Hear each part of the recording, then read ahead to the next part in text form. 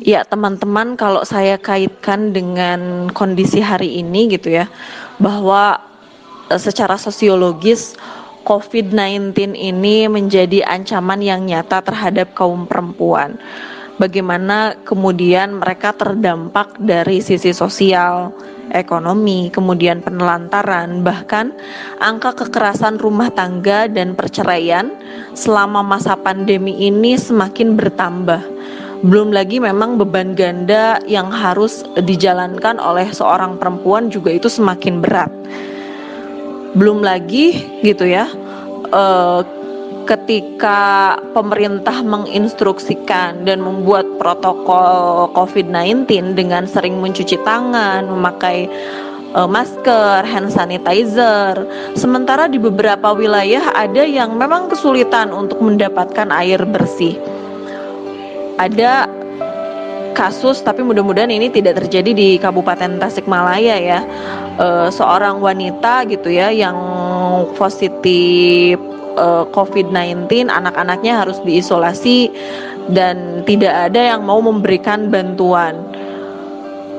Lalu kemudian ada juga kasus perempuan yang menjadi petugas medis di rumah sakit gitu ya.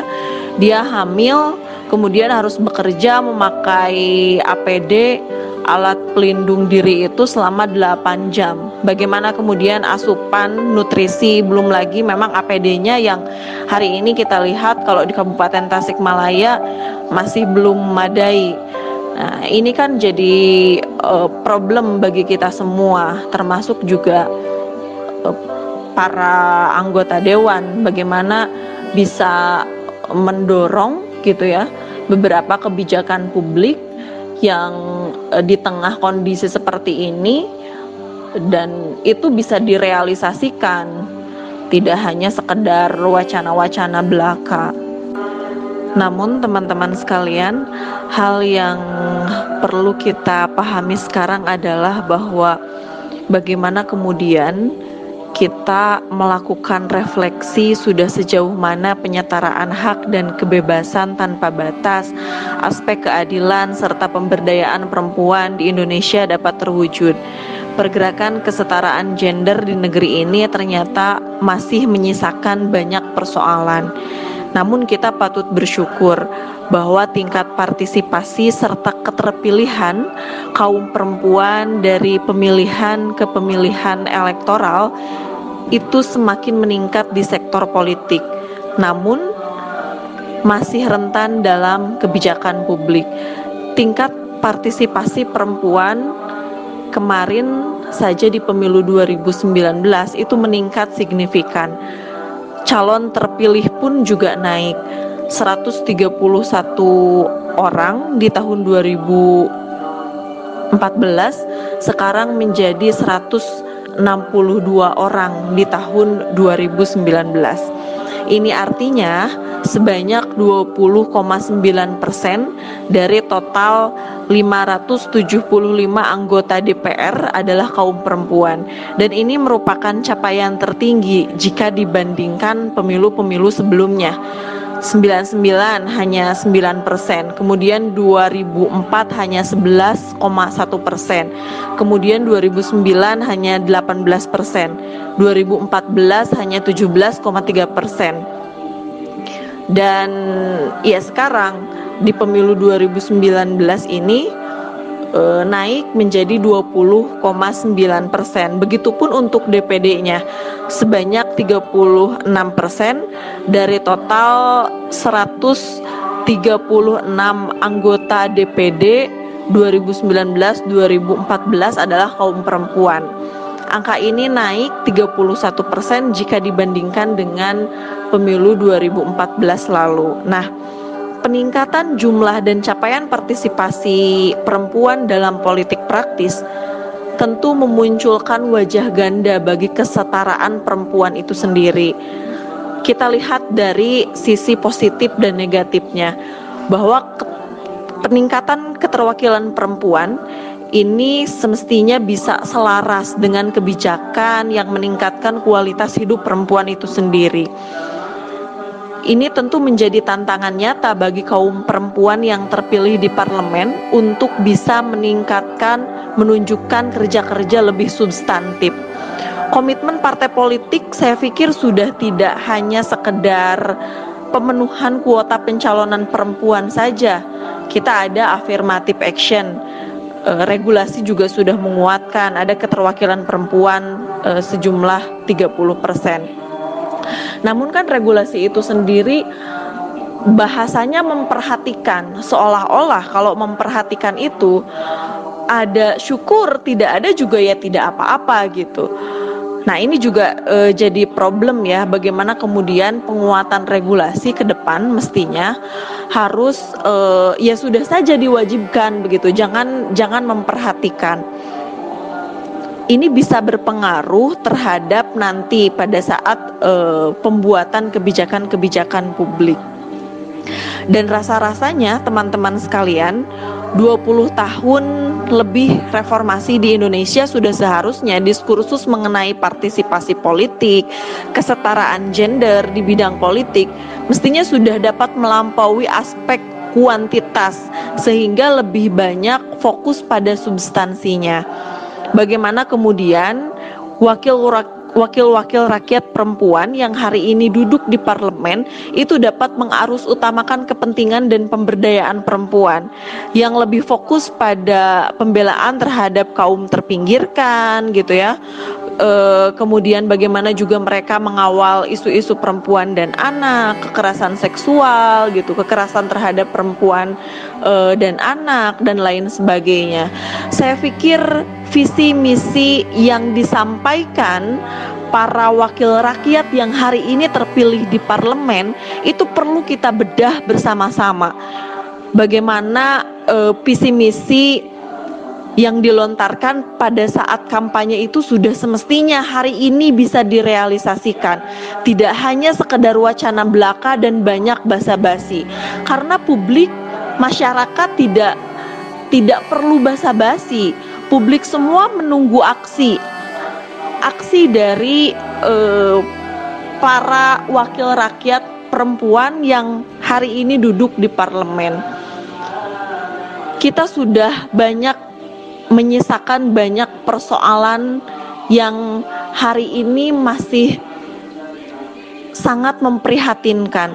Sejumlah persoalan menyangkut isu perempuan dan anak ini masih menjadi tantangan bagi kita semua. Bagian dari isu perempuan yang masih menjadi tantangan adalah soal kekerasan terhadap perempuan dan anak, perempuan dalam pengambil keputusan kebijakan publik, serta perempuan dalam perdamaian dan keamanan. Peneliti CSIS pernah menyampaikan bahwa isu perempuan dalam perdamaian dan keamanan kita ternyata memang masih tertinggal. Penyebabnya adalah karena komitmen partai politik yang ternyata tidak maksimal. Bagi mereka memang dipandangnya ini hanya sebuah isu yang belum prioritas, belum diutamakan. Padahal seharusnya kita harus concern terhadap hal ini. Tantangan serius pelibatan perempuan adalah memang keterwakilan perempuan kita memang masih rendah dibandingkan dengan laki-laki dalam proses pengambilan kebijakan publik. Ya, teman-teman sekalian, lalu kemudian mari kita lihat kondisi di Kabupaten Tasikmalaya.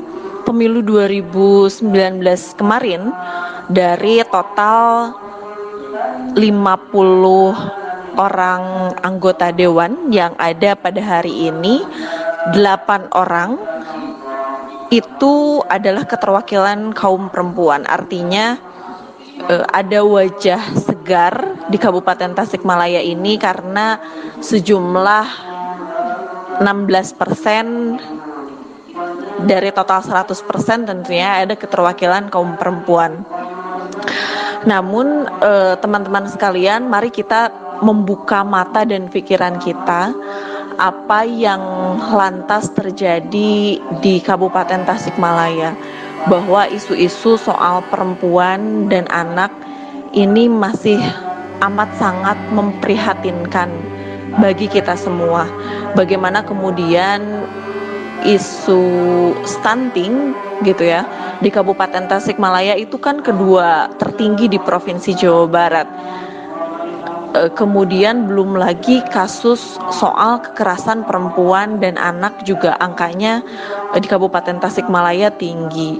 Nah, maka perlu kiranya para anggota Dewan Perempuan yang ada hari ini di Kabupaten Tasikmalaya untuk melibatkan masyarakat begitu ya, civil society dalam hal pengambilan keputusan dalam hal kebijakan publik, karena sejauh ini kalau saya melihat begitu ya, beberapa peraturan pemerintah daerah itu memang cenderung tertutup, tidak terbuka kepada masyarakat. Artinya soal keterbukaan informasi publik ini masih patut kita pertanyakan.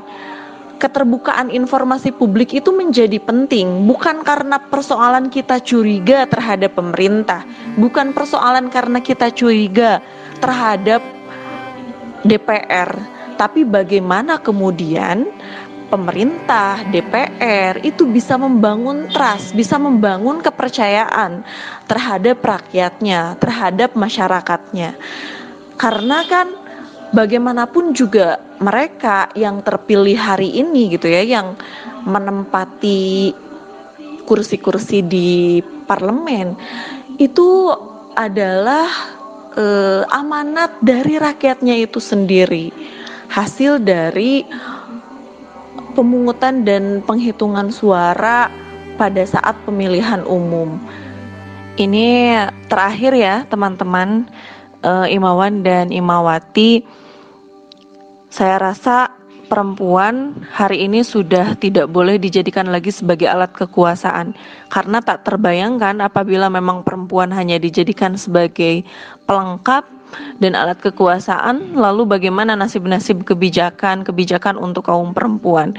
Padahal intervensi dan partisipasi perempuan akan sangat menentukan dan mempengaruhi kehidupan komunitas kaum perempuan itu sendiri. Diakui atau tidak, dukungan ketahanan demokrasi suatu negara ini ditentukan oleh kaum perempuan. Oleh karenanya, hari ini perempuan sudah tidak bisa lagi dipandang artifisial. Sudah seharusnya segera ditumbuhkan pendidikan politik yang lebih etis, sehingga perempuan hari ini bisa semakin berkembang dan memajukan negeri ini. Terima kasih rekan-rekan Imawan dan Imawati yang telah memberikan kesempatan untuk berbagi ilmu, belajar bersama. Mohon maaf atas segala kekurangan. Billahi taufiq wal hidayah. Wassalamualaikum warahmatullahi wabarakatuh.